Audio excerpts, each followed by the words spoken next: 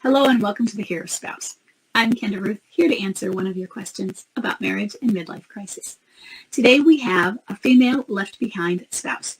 Her bomb drop was January 2nd of 2022, and the date of marriage is October of 2008. She has a boomerang who is a low energy wallower, and given that this is a relatively new situation, those could still be fluid. The boomerang low energy can change. By 6 months, it might be a little bit more solidified, let's say at 2 or 3, but that first year can be up and down. So let's look at it. She says, okay, I have a question about sex. And if you don't want to answer on a video, you can email me. Now, questions about sex are really important.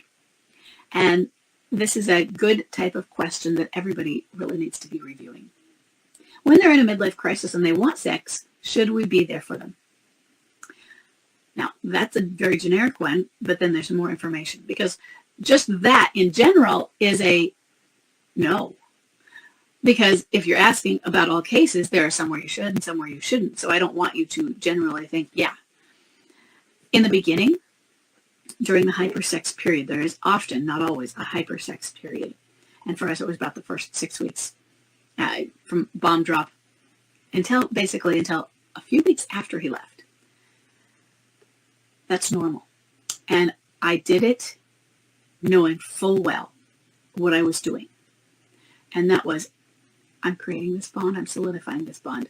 Maybe I hadn't done well enough to create it beforehand, and if not, I am doing it now. I want to make sure that the good hormones, the bonding hormones, I am doing all of those. So I'm having sex with him knowing that what he's saying in the other times, knowing that this sex doesn't mean he's changed his mind, because he would have been changing his mind a lot. So, but you also have to look at yourself. How do you feel about it? Do you feel like I'm just rolling over and letting somebody use me? No. You use a different term later on. That's a very common one. Give it up. If you think that I'm giving it up for him, it's give it up. I'm withholding. He says I'm withholding, so I have to give it up. That's a power play and a dynamic. I don't want you to have to get into that. Have sex because you want to and you enjoy it and you're trying to create a bond. Sex is very important for relationships. She says that he ended the affair 8 months ago. So the affair was over before bomb drop is what it's looking like in this situation.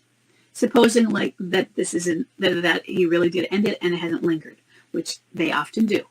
But let's go on. So as of now, there is not an alienator. If there was one, I would say no. But where there is not one, how do I handle it? And that does become a question, and it's a good question. We were having it before I found out about her, but now I'm not sure what I should do. He still plays around like he did before when he wanted it, and so he's still flirting. I'm thinking he might be more of a clinging boomerang. If your MLCer is willing to have sex with you, they're probably more clinging. So, and let's see, he wanted it before, and I have just been leaving, telling him I have things to do. So you're just making an excuse. Oh, go to wash my hair, that kind of. But we're very sexual people in our relationship. If I don't talk to him or give it up, he may start looking elsewhere. That could be. How do I handle this? So I'm going to tell you a few things. If this is a midlife crisis, he's very likely to look elsewhere anywhere, although you're thinking he's low energy.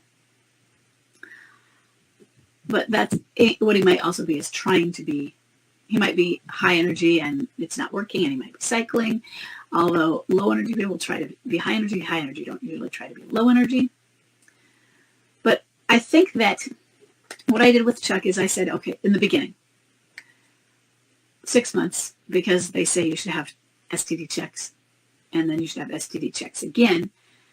And so nothing between that is a good window. Now, he was very resistant about the initial STD checks and the next ones. And this is in the beginning. One of the times when he came home, the first or second or third, I don't know which time. But, this was into the very end.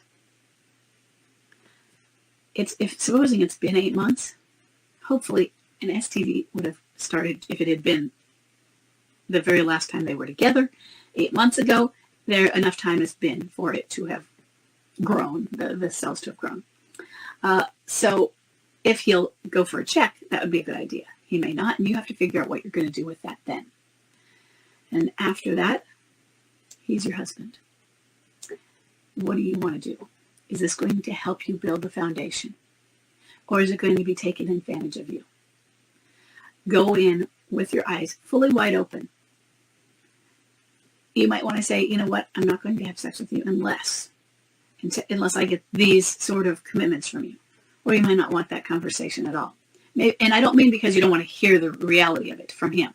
I mean, you know what, I shouldn't be, extracting these things that I know he's not ready to give or going to give, or he might say them, but they have no power. They have no meaning in MLC. So you have to determine it, but there's nothing wrong with having sex with your spouse. He's your husband. I mean, if he were your marital partner, but you didn't have a ceremony and legal rights saying you're married, but you'd been living in a marital style relationship with commitment for, all these years, still, same thing. You had a commitment prior to this. He said, I'm out. We say, shit, no, sorry, honey, that's not how this works. We're still under our commitment, and part of a bond and solidifying it, and then that bond helps later when they go further away. MLC gets worse before it gets better, and you are only a few months in. So if you would like, you go ahead and help yourself solidify the bond between the two of you.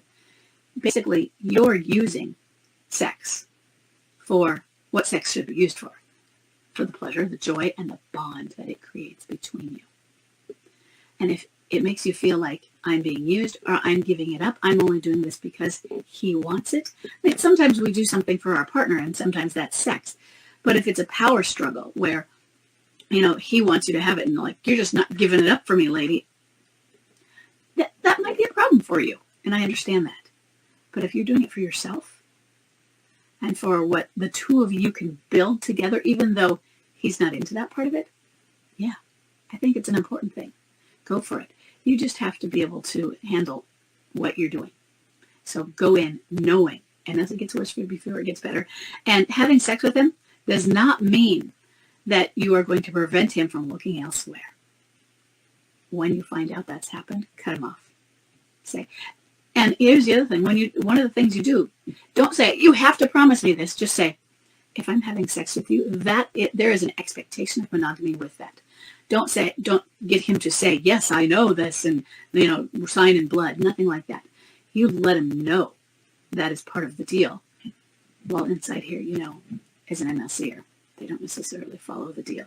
And say, so if I find out that you have been with anyone else, if you're having any form of inappropriate relationship, it's done. No more sex.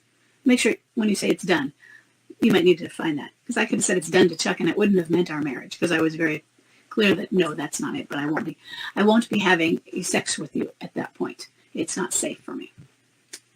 Okay? I hope this was helpful, and I'll see everybody in the next